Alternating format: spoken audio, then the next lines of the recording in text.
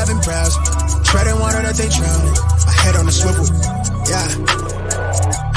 It's only really my surroundings.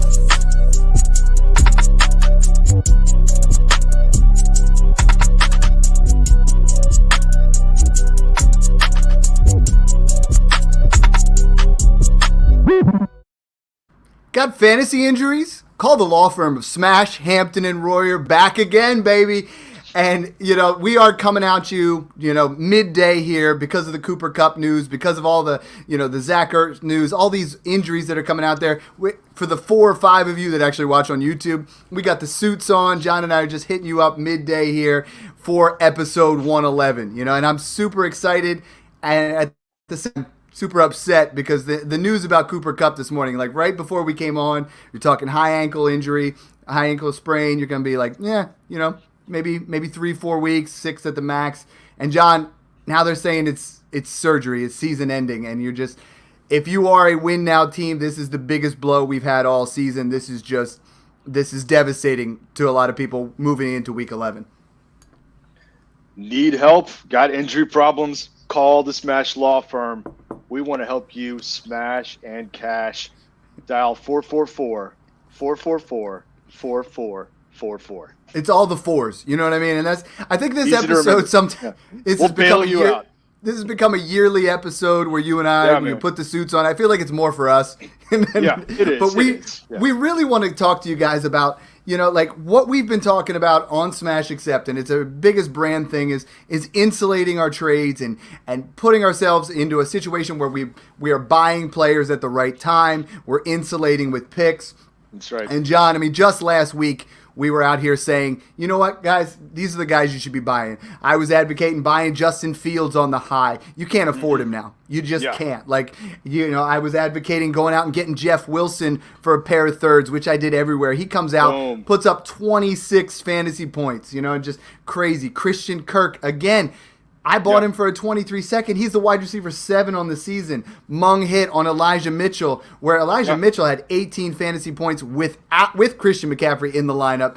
God knows what will happen if McCaffrey gets hurt. I mean, that's through the roof. You hit on Rashad White and a few others, and it was like, we've been telling you who to buy and when to buy them and the way that we insulate things. I mean, I think even as 2 weeks ago, I was talking about selling Cooper Kupp for DeAndre Hopkins in a 23 first. And we're going to allude to these 23 firsts. That trade can't be done anymore. But it's like we keep preaching to you guys, insulate the value, especially on running backs that are volatile or even wide receivers that are getting into this age group here like Cooper Kupp. And it hurts because what do we do now? I mean, let's talk about it first from a win perspective, John. Is you and I have – I look today, I only have 3 shares of Cooper Kupp, but they're all win now teams. And I know you have him on win now teams. And it's like, what's running through your head right now? Like, how are you going about doing this? Because chances are, if you're on a win now team, you don't have your 23 first.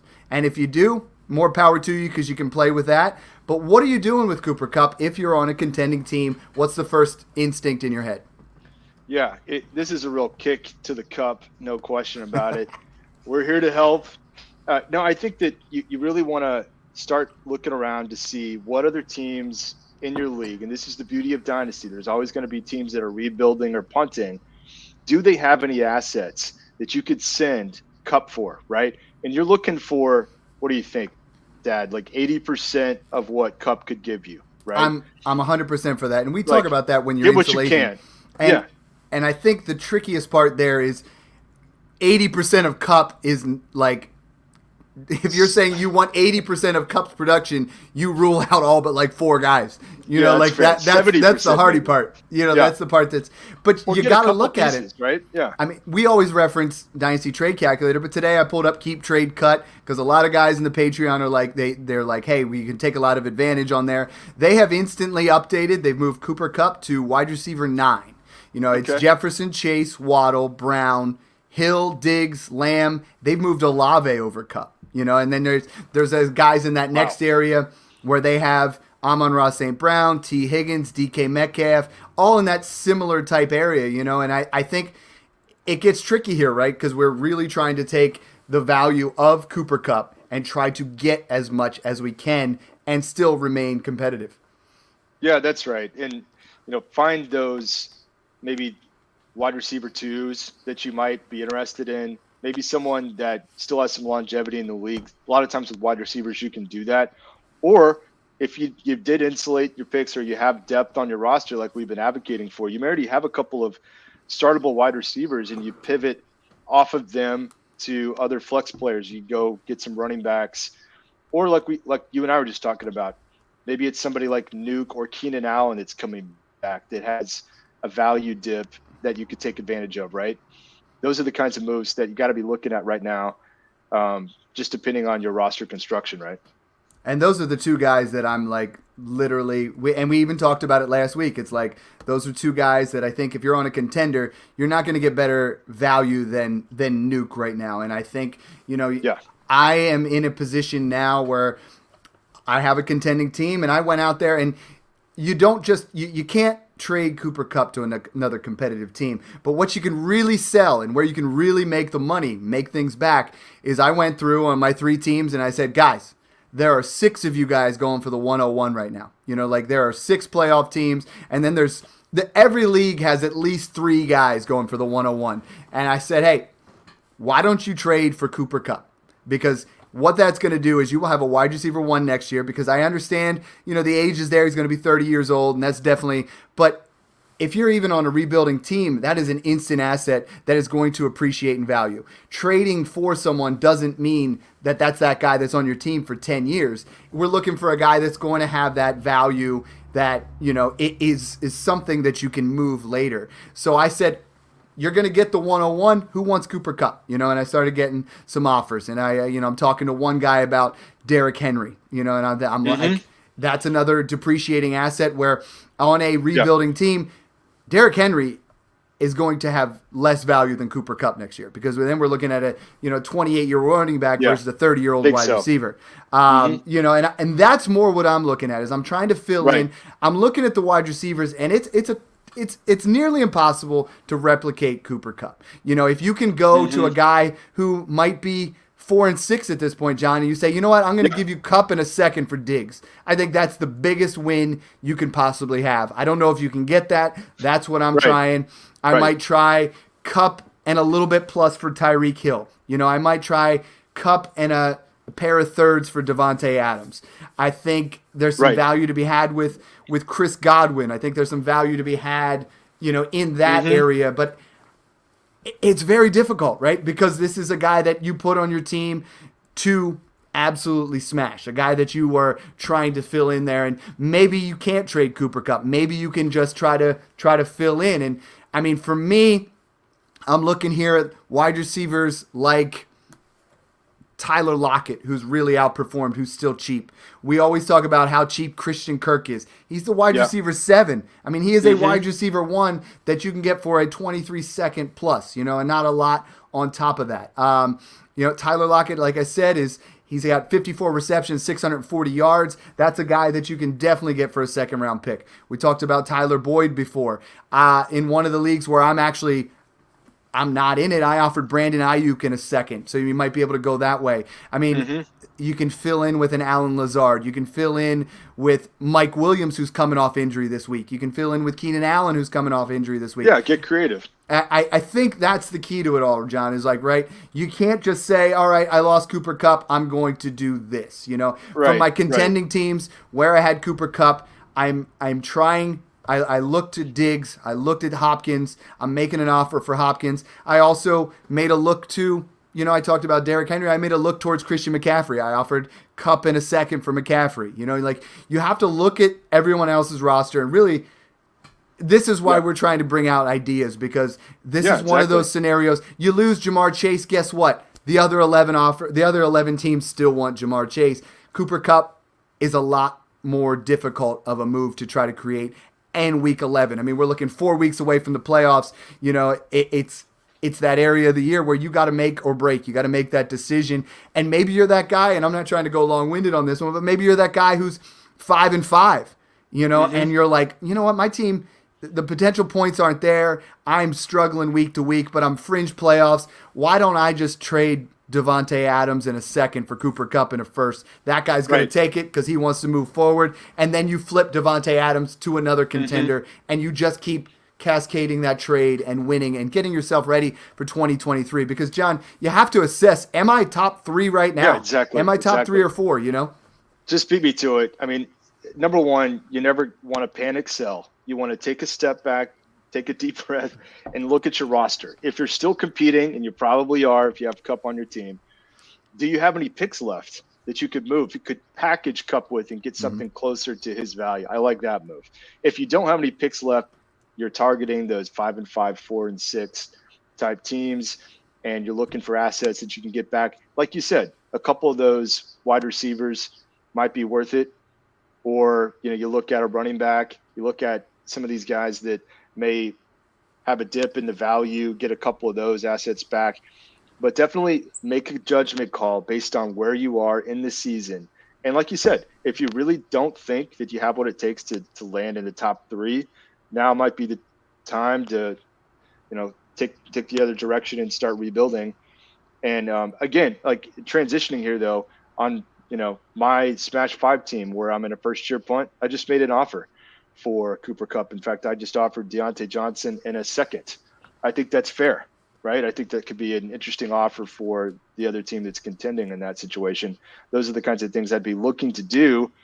I think, again, Cooper Kupp is signed for a number of years out through, I think, 25 or 2026. He's getting up there, but the way that he runs routes, he doesn't take a lot of big hits. He's always open. And this isn't an ACL tear. This is a high ankle sprain, a very minimal surgery. Back to 100%. Yeah. He'll be back to 100% by Super Bowl time. You know what I mean? Totally, they're not going to the Super Bowl. But you know what I mean? This isn't an injury where we're talking 9 months. This is something will be a blip on the radar when you go in. Yeah, I literally just got an offer in. A guy offered me Tua, Derrick Henry, and Hopkins for Stafford, Kupp, and the 103.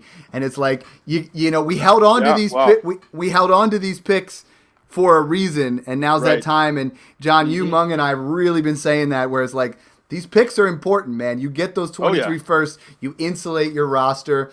The other thing I'd like to say to someone that's competitive, and maybe you're 6-4, 5-5, and you got Cooper Kupp, and you can get maybe Christian Kirk in a 24 first. Those 24 first, they have not caught up yet in value, and that's where we're at here. I would be buying and selling Cooper Kupp. Hit us up with those trades on him no matter what. We're trying to get out there ahead and give you guys that content. But John, before we get to the other injuries, this is week 11.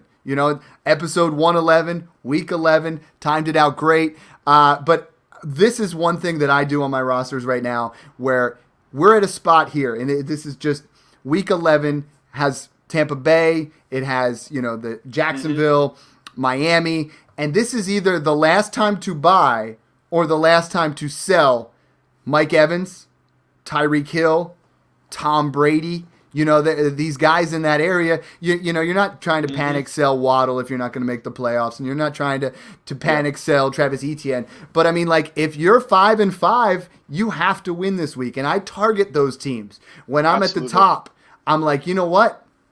This guy's got Mike Evans on bye this week. This guy's got Tyreek Hill on bye this week. If he loses, he puts himself 2 games out of the playoffs, but I'm up there at the top, 9-2, 10-1, where I can just, or you know what I'm saying, like in that area where I can just literally make an offer where I'm offering him 80% production for Tyreek Hill and disguise it in a way where it's like, you know what, I'm going to give you player X and player Y for Tyreek Hill.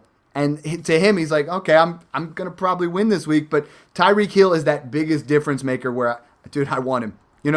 I want Tyreek Hill back on my teams, and I think his dynasty value is it's gonna dip in the offseason, but this is that last opportunity, and I think people forget about it. They're like, it's week 11, not much going on in fantasy if I'm not in it or I'm not out of it. It's like, dude, there's always times to make trades, and now is that time. I love that strategy. That is such a great tactic to take. Definitely go take a look at the teams that absolutely need a win to stay in contention. And go, make some offers. Make some offers for Tua and Tyreek Hill. Like you talked about last week, maybe it's the last time to buy Jeff Wilson after he essentially took over that backfield. And yeah, like you said, look for those other buys as well. Could be Mike Evans, could be Rashad White one last time to get him for a team that And the needs someone else to put in a lineup. Yeah. Beat writers are saying that he might be taken over. Like Yeah, I read today, it looks like it looks like he might straight up be taken over. So do not sell Rashad White. I would. Oh man, you're gonna hate me on this. I would probably pay a late 24 first. I would love to give a pair of 23 twos. I'm not giving a 23 first, but I mean, I've gotten a lot of offers of like Kadarius Toney straight up for him and things like that, and I'm kind of holding on because I think White's value is going I agree. Totally continuously. Agree. He was my buy last week. Exactly, he's going to continuously climb. And to your point, if you go out there and offer a pair of threes for Jeff Wilson, Raheem Mostert, like these guys are Deontay Foreman, that can be a fill-in for Cooper Kupp. You know what? We're not saying go out and sell Cooper Kupp for pennies on the dollar, but if you can get 3/4 for $1, and still be in contention, I think that's something you at least have to, kick the tires on and just experiment with. The next injury, and this one hurts a lot as well. This is a guy, and another reason why you don't give up too early. We had an incident in Smash 1 where someone just blew up their team because they said that guy is the guy who's now in first, which is you're in first, and the guy who's in second, Drager's a great guy. Yep. They're like, I can't win. I'm going to blow up my team. Well, that guy lost Cooper Kupp and now Dallas Goedert for extended time. I mean, Dallas Goedert went down with a shoulder injury. Says, the report as of right now, the injury is not expected to be season ending. He could return, ahead of the postseason, but we're looking at you're probably without Dallas Goedert for your fantasy playoffs, or at least, these next 4 weeks until you get into that playoffs. And then you're in a sticky situation, right? Where you're trying to figure out, what do I do here? And adding on top of that, because if you're in a 2 tight end league, I feel for you because I have both these guys in 2 tight end leagues, but now Zach Ertz officially done for the season. And he has that knee injury, 32 years old. He was a top 5 fantasy tight end. I'm not advocating going out there and buying Zach Ertz because this one hurts. This one hurts really bad. But what we have to do now is figure out what's the next step. I mean, the tight end position is so tight. I have a short list of who I'm buying at the tight end position because it's gross, John. I mean, it's wasteland now. Yeah, it's rough. It was Kelsey, Andrews. You could throw in Goddard and Ertz in there, but I mean, for me, he continues to be my biggest buy. I got another share today. I traded Brevin Jordan in 2/3 for David Njoku. David Njoku was the tight end 8. And he's going to get Deshaun Watson back. Yes, sir. It looks like David Njoku is going to play this week. Cole Kmet has been a top 5 tight end over the last 2 weeks. And there's Juwan Johnson has got back-to-back games. I know he's somebody you turned us onto in the preseason, where it was a guy that we were stashing. And there's a couple other young guys that I know you like as well. It's like, tight end is going to be such a crapshoot. There is not that veteran you can go buy. I mean, maybe you get Evan Ingram for a pair of 4s, but I mean, I would rather take a shot on some of these younger guys that at least have some upside to go with it. Yeah, how about Dulcich in Denver or Otton in Tampa Bay? I know Otton's going to be on a bye, but those are 2 emerging tight ends that have really looked good on the field. Definitely passed the eye test, getting the playing time, earning the respect of their quarterbacks. And it's surprisingly, Dulcich has been like a clear tight end 1 for this year. So those are a couple of options you might be able to sneak for not a lot of value, frankly. I like it. And we referenced Keep Trade Cut, and I don't want to speak ill of any company or anything like that, but I'm looking, and this is another tool, right? We say Dynasty Trade Calculator can be a tool. Twitter's a tool. We're a tool, I've been called a tool before. But we're looking at, right now, they have Greg Dulcich as tight end 1, 2, 3, 4. Tight end 9, Isaiah Likely as tight end 10 above Dalton Schultz, Cole Kmet, David Njoku, Darren Waller. Dawson Knox is another guy, Cade Otton. I mean, the tight end position is gross.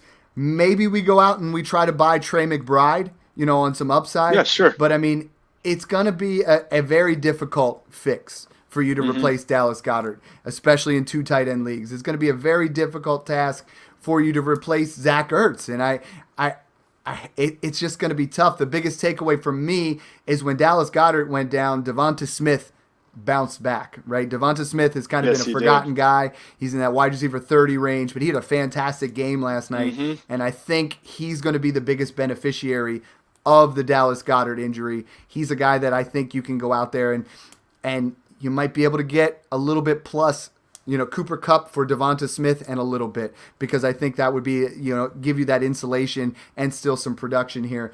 But initial thoughts on these tight ends, and it's like, in the off chance that that Mark Andrews or Travis Kelce are not on contending teams, you can go after them. But let's be honest, they are.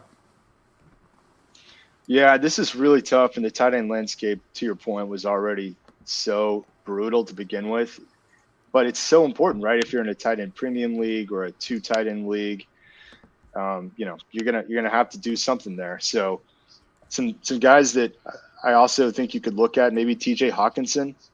And, his value has been kind of down for a while there. But in the new team with Minnesota, he's been getting peppered with targets. He's been doing quite well there 2 weeks in a row. He looks like he might even become like the number 2 target, even more than Adam Thielen. So, that's another one to look at. You mentioned Trey McBride. I think that he's pretty solid. He was essentially the top tight end in terms of the overall talent and ranking out of that 2022 rookie class. So that's another one that's interesting as well for me. But yeah, we've kind of touched on some of the other guys to look at. You got to go make some kind of move there and kind of pivot off to something that you could get for a decent value. So stay active and kind of look at some of those other teams that might have a veteran tight end on a rebuild roster, something along those lines that you can go make a move for. Yeah, it's going to get trickier and trickier as the stretch goes down. Just saw some breaking news that Marquise Brown's foot is getting close to return. They say he might be back by week 14. And I think that's someone that we've talked about stashing, and we're going to do another podcast later tonight. But Marquise Brown and Jameson Williams are guys that we were talking on there. Sticking with Arizona, Kyler Murray's hamstring, he remains day to day. And I think him being able to run full out on the field is something that they're really trying to make sure he's able to do.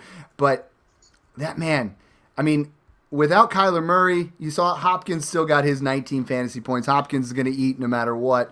Right. But you have to be a little bit worried about Kyler Murray. I think Kyler Murray is, has been up and down this year. Yep. Without him being able to run, this is a situation, John, where in April I was advocating for getting Jalen Hurts plus for Kyler Murray. Yeah, now I'm trading Kyler Murray plus to get Jalen Hurts, or I am trading. I think you're past the point where you can get Justin Fields. We talked about that 2 weeks ago, where I was panicking on Kyler Murray and trading him for Fields plus. Now I think with Kyler Murray, where are we shifting to? Because I feel like you take away the running aspect of Kyler Murray and you're getting a back-end QB1, that's not quite the same type player. Yeah, I think that you really do need to consider moving off of Kyler, and he still has a ton of value in the league, but he's really shaky down the stretch here. I think you're looking at, another QB. We talked a little bit about Geno Smith or Tua, maybe Trevor, somebody that's a QB1 this year but has a bright future as well that you could pivot off of. And then, we said Herbert as well. You hyped him up as a buy. He had another kind of off week as well. He'd be a great buy, and he's getting Mike Williams and Keenan Allen back. Could you pivot off Kyler for Justin Herbert? I don't know.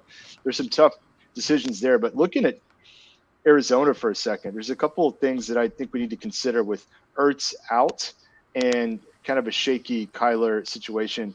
One guy I like is Rondale Moore. The other is Keontae Ingram. I think that James Conner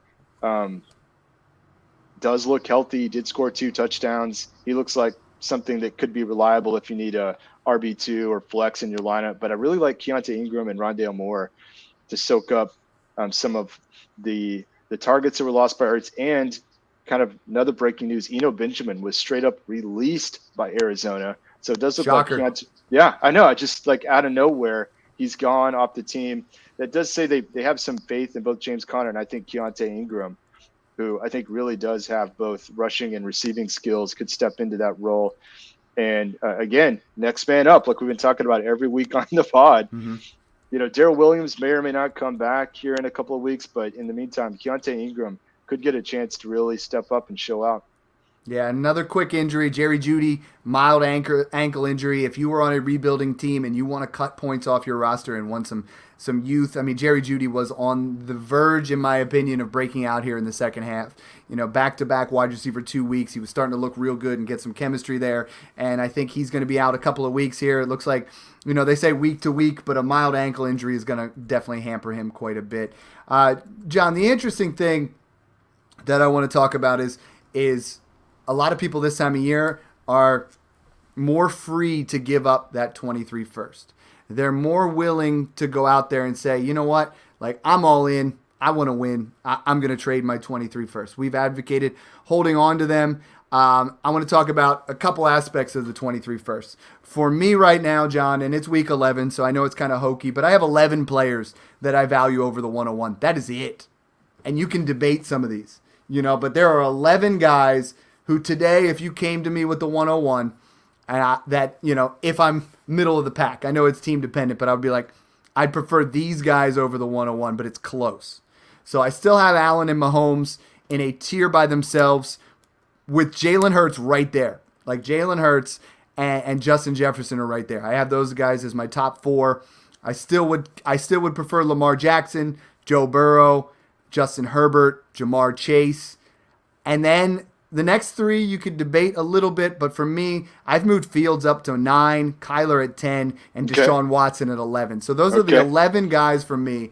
And that's crazy because when Saquon came out, when Zeke came out, we were talking about second rounders, and I'm okay having Bijan in that top 12 already. And the reason I'm bringing that up is, guys, tank for Bijan. Just literally. Just do it. Go do it. I have so many people, they're like, Dad, I'm on the fence. Right now I have the 102, and the guy wants to trade me Chase for Jefferson, but I think Jefferson's better.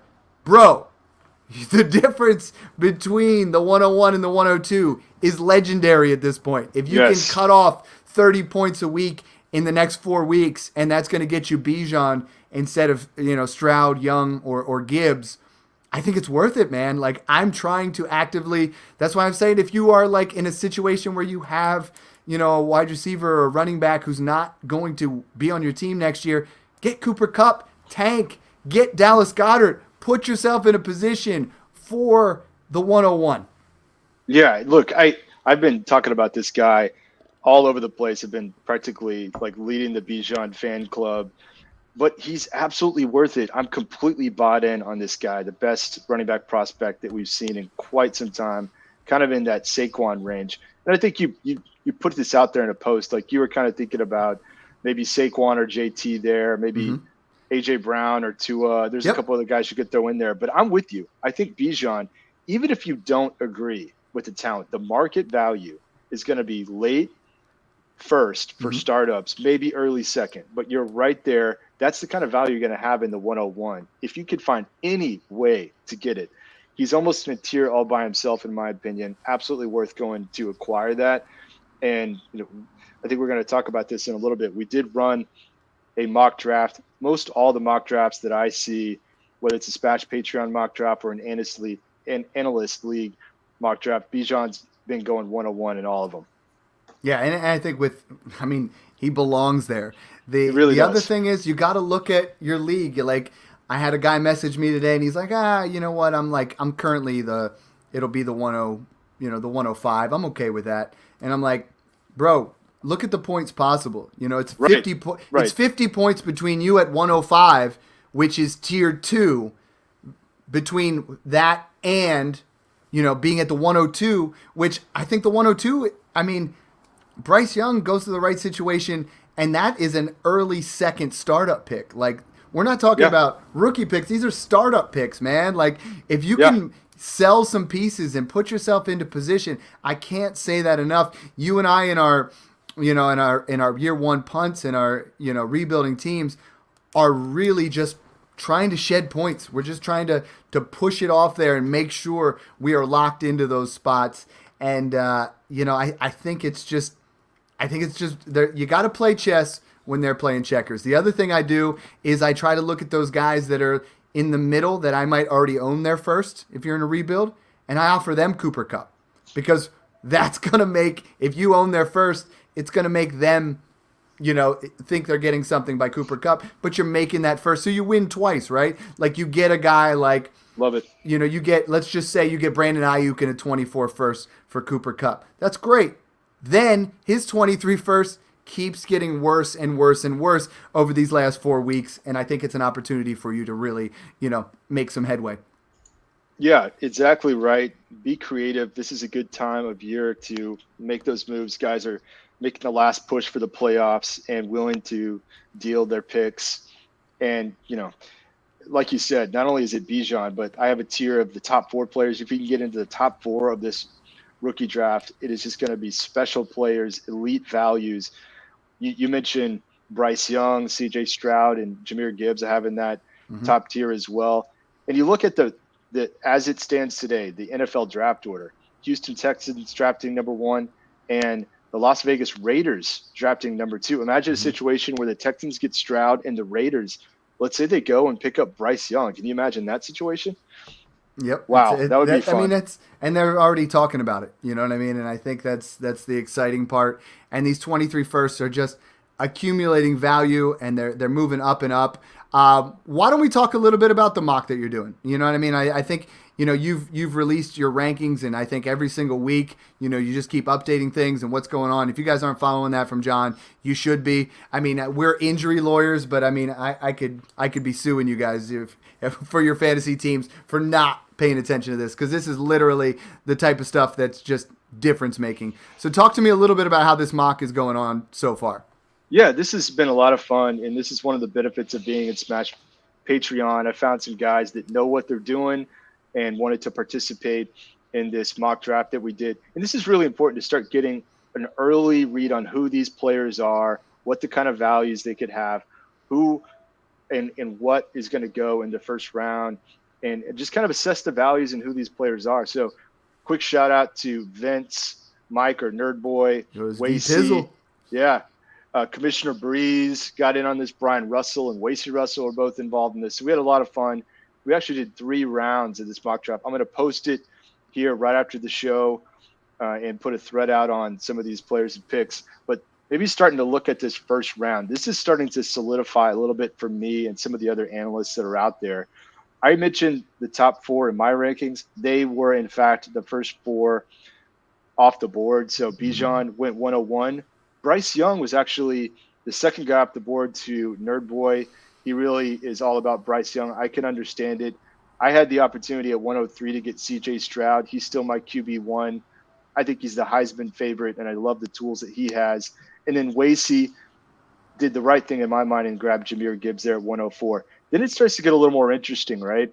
But I got to give Commissioner Breeze a little credit. At 105, he went with Jackson Smith and Jigba.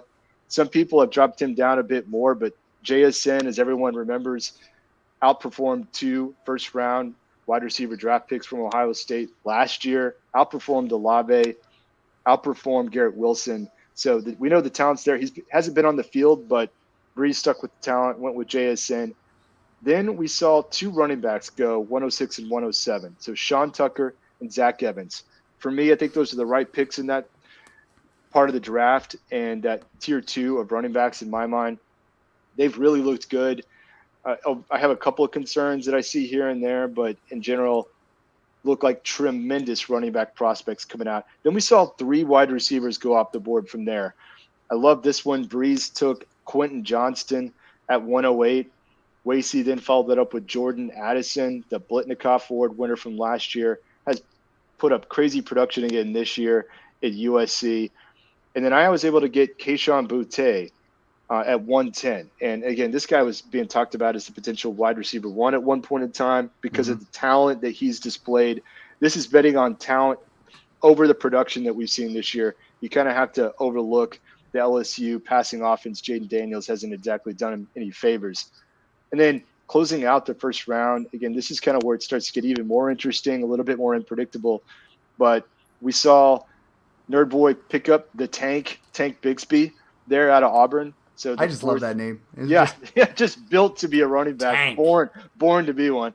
So he was the fifth running back up the board at 111. And then I really love this last pick by V Bizzle, Josh Downs, to close out the first round. I mean, I was considering Josh Downs a couple of picks earlier versus Keishon Boutte. He keeps putting up production there at UNC, had a couple more touchdowns this past week. So really loved, this first round, crazy amount of talent.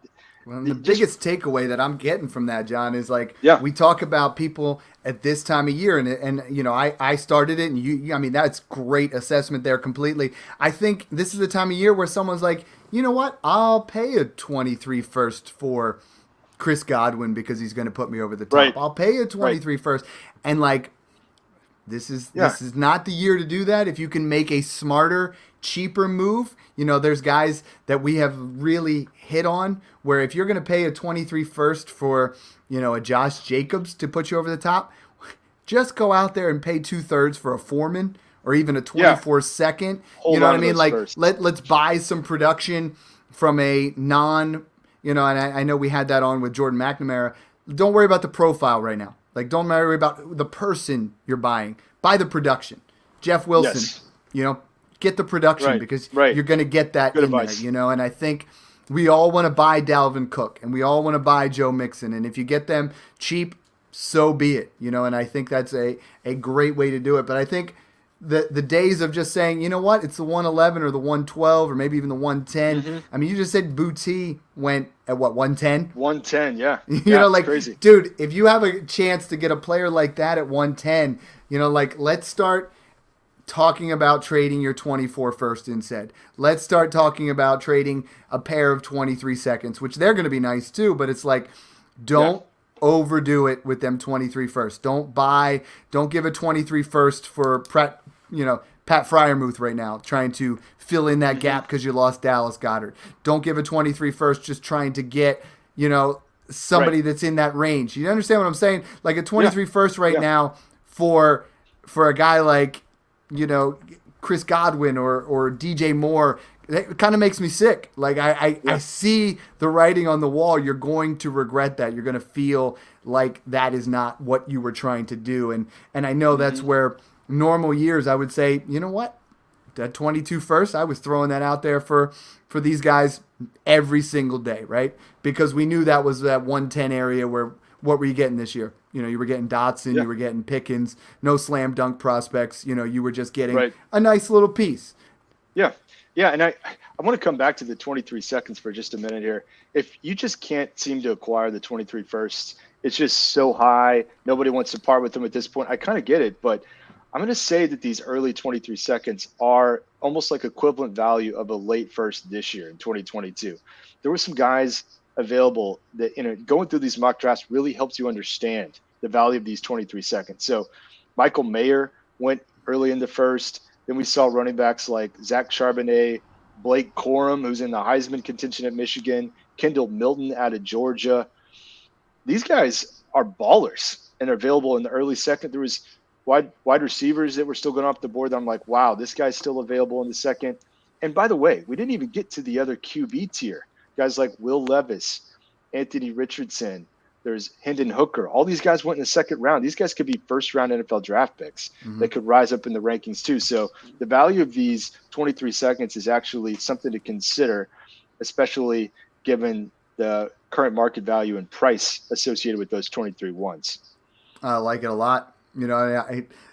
My phone is blowing up with Cooper Cup offers, so I'm checking down here, seeing if I can make something happen. Do it. It is. This is the time where you really separate yourselves. You put yourself into that situation. And guys, if you can go out there and get those 23 first, John's been hitting straight home runs with that. We've been hitting home runs on telling you who to go out there and buy. And it's been a fun time of year because I get so many messages of Dad, I can't believe you guys were ahead of the curve on this guy, ahead of the curve on that guy. And we were saying to sell DeAndre Swift before last week. We were saying to sell Leonard Fournette. We were saying to sell a lot of guys. Injuries happen, and that's not what we're trying to take a victory lap on. But like, if you can get some insulation, you can make some moves, and you can really just pick up value. That's how winning is done. You know what I mean? Like, that's where we get.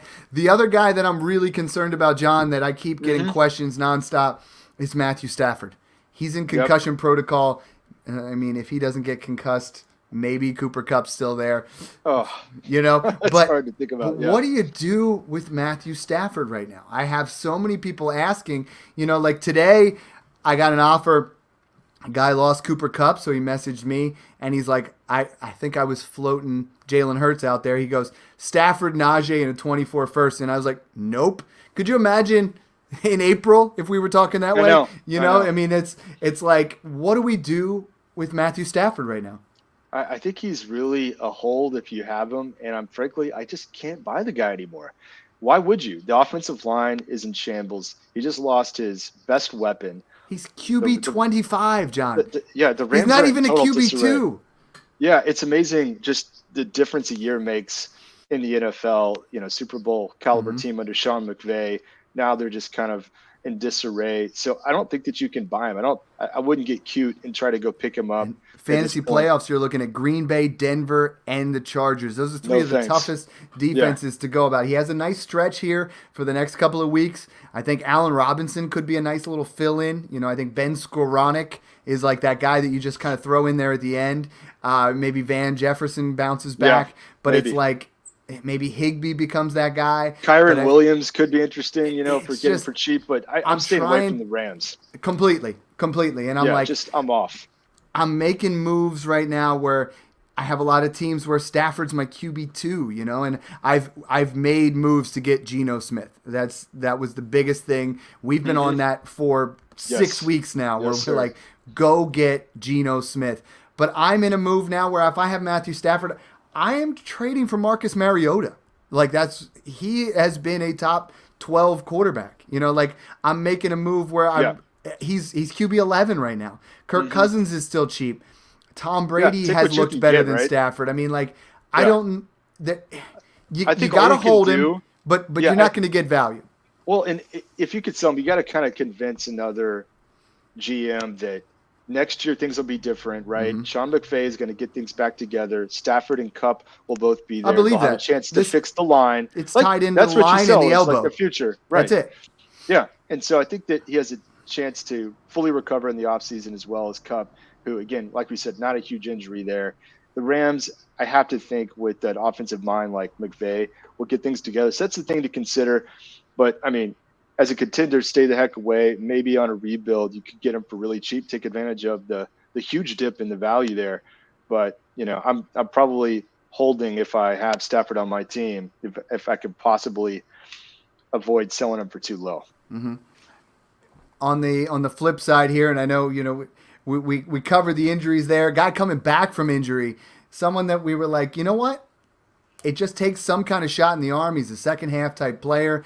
Jeff Saturday takes over. I love this Jeff Saturday, idea of, I don't really care, what you think about me. I'm a man. I know how to lead people. I'm going to go out there and do it. I think this Jeff Saturday coaching thing might shake up the NFL, where we stop recycling garbage coaches just because, you know what I mean? You need a guy that goes out there, and he makes Matt Ryan the quarterback again. Matt Ryan goes out and has a good week, and Jonathan Taylor is back. Jonathan Taylor so good to looked phenomenally, busted that 66-yarder. He goes up and for over $140, another touchdown. And I think, if you went out there and you bought Jonathan Taylor at a discount, congratulations to you. Yeah. And I think that's going to be a nice little second half stretch, just like he's had his rookie year, just like he did last year. Yeah, and you know what? JT was that true workhorse, right? Like, we were worried that, I don't know, maybe they'll ease him back in. He was on the field for 100% of the plays. 100%. And Nyheim Hines is gone as well. And, Deion Jackson was a little banged up. I guess that Wilkins may have come in for a couple of plays, but I think JT was still out there. And so, he's looking fantastic. And with Matt Ryan, you just have a little bit more comfort in the offense. And Jeff Saturday's kind of out there to prove himself. You can actually see some strong fantasy production from JT down the stretch. And like you said, Matty Ice might actually be someone you pivot off of Stafford to in a pinch, right? Maybe play matchups there if he's your QB3. So I'm with you. I mean, it was nice to see the Colts kind of turn things around a little bit there. Yeah, it's just that weird time of year here where we're just like, you gotta be able to commit. If you're going to, I had a guy message me in Smash 2. He said, "Hey, Dad, love the content. Everything's great. I wish I would have had a little bit more foresight and pivoted out earlier." I had a guy in one of my home leagues that I took over as commissioner for a friend of mine, and he's like, "Dad, love the content. How do you come up with your breakouts? How do you predict, what you guys are going to talk about? Who are those buys?" And I think that's something that you and I have discussed in the past, where you're trying to see the writing on the wall, and not all fantasy owners see that. And I think you and I and Mung can see that ahead of time sometimes. Talk to me a little bit about your process with that, because people are like, "Dude, how did you guys know that Jalen Hurts was going to hit this year? How did you know ETN was, how did you know these guys were going to hit?" And it's like, our hit rate this year is better than ever. But like, people are asking, what are you just making gut calls? Or you just, is there a process? Right. And we try to stay humble, right? But we're here to help you all out. So these aren't brags. This is a matter of like, we're proud of it though, what right? we're trying to do. It's hard to predict this game. It's so chaotic and again, very unpredictable. So we're proud of a lot of the takes that we have on the Smash Pod, many of which were just throughout last week hit. It was fun to watch that. And so, you try to produce results. So number one, you got to get in a community, whether it's Smash, Patreon community, or something else, right? But jump in. We're here to help you, right? We've been doing this a long time. I've been playing fantasy football for now over a decade. We may be boomers here. We're older, but you know what? That's experience. And you just get a feel for when things are changing on teams. We have our finger on the pulse. We're studying box scores. We're looking at data, and we're talking to each other. Hey, what did you think about this? Did you ever watch film on that guy? What do you think is happening here with the coaching staff or the offensive line? And we just digest all this information. We kind of live and breathe this stuff because it's fun. It's a hobby. We enjoy it. But, you really have to either put yourself out there and really learn to kind of be a student of the game and learn about how these NFL offenses work and how all these different things impact players. Or if you don't have the time, you don't have the energy, call the Smash Law Firm. We'll help you with your injuries. Send us DMs, get into Patreon like ours, and just start mixing it up. What's been so much fun to watch, Dad, is the guys that are asking the most basic questions early on. And of course, we're patient with these guys because we want to help people learn. Now, they're the ones in the chat that are helping other people, because after you see so many different trades, you kind of get a good, strong feel for what players are worth. You can always glance at a calculator, but you get a gut feel for what is a good trade, what is a bad trade. And it's fun to watch these people develop. And now they're the ones that are helping the newbies in Dynasty. So it's been a lot of fun. That's kind of my view on it.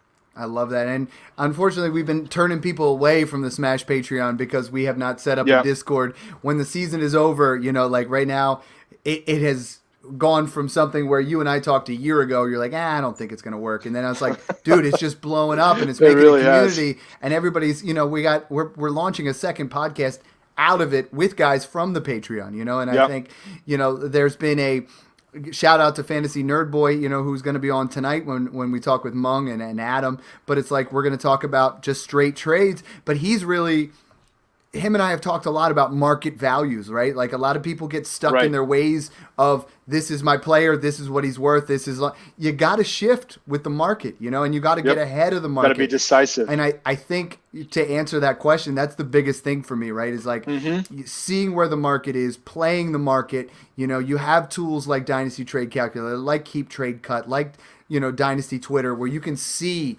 the writing on the wall. You can see, okay, Jonathan Taylor value is dipped, but the talent is still there. Now Jeff Saturday's taken over. It only makes sense. Right. Najee Harris looked better than he has in weeks because he was rested and they're kind of coming out of a bye, and there's things like in the offseason, you're looking for glimpses of what you can see where a guy looks like he has that high production profile and he's had an injury. I mean, there's so many little things that go into that, and we'll continue to elaborate on that over the course of the next several months here. But guys, hit us up with these trades over the next 2-3 weeks here. And a lot of you have really reached out and said, Dad, check out my roster. Like, should I even be going for this, or should I just be pushing myself back? The other thing, sometimes we talk about 23-1s.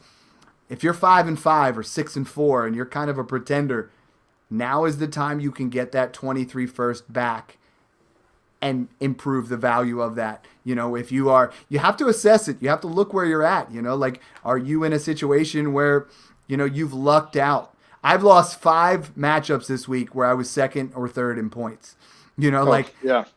Big production for and push for median scoring. That's one thing that I'm in a lot of leagues. I really enjoy it. I thought I was going to hate it. I love it. Where the bottom 6 teams get a loss, the top 6 teams in scoring get a win on top of your matchup. And I think it really just kind of, puts some of that luck out there. But guys, if you can get your 23 first back and you're 5-5 and you can, in the next 4 weeks, push that to the 104, you just won. Now we're talking. You just got yourself into a situation where you're going to be geared up. Anything else to drop on this? I mean, guys, I think the phone number, again, it's the 4s. It's 444-444-44444. You guys deal that? I mean, it's going to be ringing off the hook, guys. I mean, this is going to be a crazy day. I feel bad for that guy. But, when you talk to him, tell him, that John and Dad sent you, and they'll know what's up. Yeah, look, we're here to help. Whether it's the injuries with the Smash Law Firm or helping you make that playoff run, or, again, helping you with the rebuild or a punt and all these 2023 picks. Look for my thread on that here later today. But, again, reach out. And again, just as we've been speaking here on the pod, I've got DMs blowing up too. Trade offers are coming in. Don't panic on these injuries, but take advantage of them. These are opportunities, whether you want to buy or sell Cooper Kupp or Dallas Goedert. Which side are you on? Are you continuing rebuilding? Take a look at buying on a discount or selling and getting what you can. Get creative. Get those conversations going with the other league mates. Kind of know their tendencies, what they're willing to do. How do you potentially help them and help your team at the same time, right? Those are the kind of deals that typically work out and foster like a good repeat opportunity for trades in the future. So those are the kinds of things that we'd love to talk through with you. Reach out anytime. You can find me at dynasty_trades. I got to say, guys, I mean, this is one of our favorite episodes to do these things. When we're talking about trades here, be purposeful and have a direction. That's the biggest thing. People just making trades. At Brian Russell just wrote, he goes, you guys wearing suit pants too? I'm not wearing any pants. No, I'm just kidding. I do have my slippers on, Brian. So. That's how we get down. But guys, have a purpose and be directional. That's how you win in Dynasty. That's how you never find yourself in that, that no man's land that we talk. You want to be top 3, bottom 3. No one wants to be in that middle 6. That's where you want to avoid being. Thanks again for tuning in, guys, and enjoy the process.